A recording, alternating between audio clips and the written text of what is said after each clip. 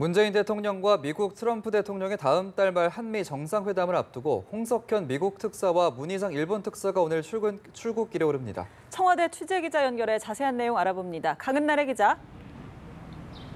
네, 문재인 대통령의 특사단이 오늘부터 줄줄이 출국길에 오릅니다. 문 대통령의 친서를 각국 정상이나 정부 고위급 인사에게 전하고 북핵 문제에 대한 입장을 비롯해서 한반도와 관련된 새 정부의 전반적인 정책 기조 등을 설명할 예정입니다. 오늘 먼저 홍석현 전 중앙일보 회장을 단장으로 하는 방미 특사단이 3박 4일간의 일정으로 워싱턴을 방문합니다.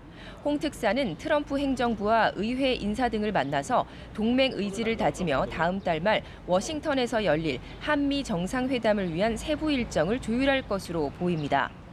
일본 특사인 문희상 전 국회부의장도 오늘 도쿄로 떠납니다.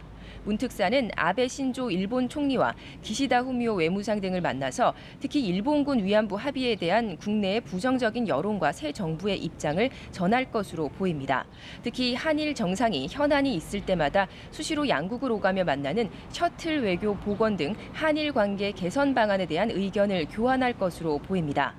한편 다음 달 말 미국을 방문하는 문 대통령은 취임 한 달 반 만에 역대 정권 중 가장 빨리 한미 정상회담을 갖게 됩니다.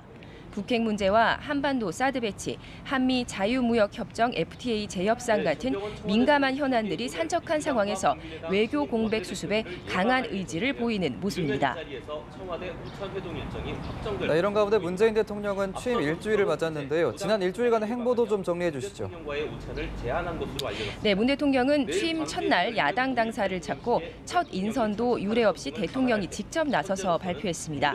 참모들과 격이 없이 산책을 하며 차담을 나누고 동네 주민들과 셀카를 찍는 모습까지 파격적이라는 평가를 받았습니다. 문재인 정부의 초대 청와대 대변인은 문 대통령과 경선에서 맞붙었던 안희정 충남지사의 입 박수현 전 의원이었습니다.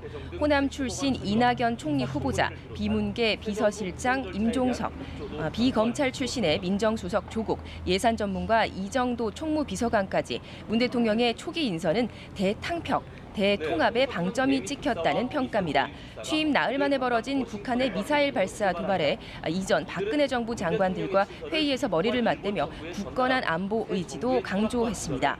공식 업무 지시는 일자리 위원회 설치, 5.18 기념식에서의 임을 위한 행진곡 재창, 미세먼지 응급 감축을 위한 노후 석탄 화력 발전소의 가동 중단, 세월호 참사로 희생된 기간제 교사 2명의 순직 인정 절차 지시였습니다. 지금까지 청와대에서 전해드렸습니다.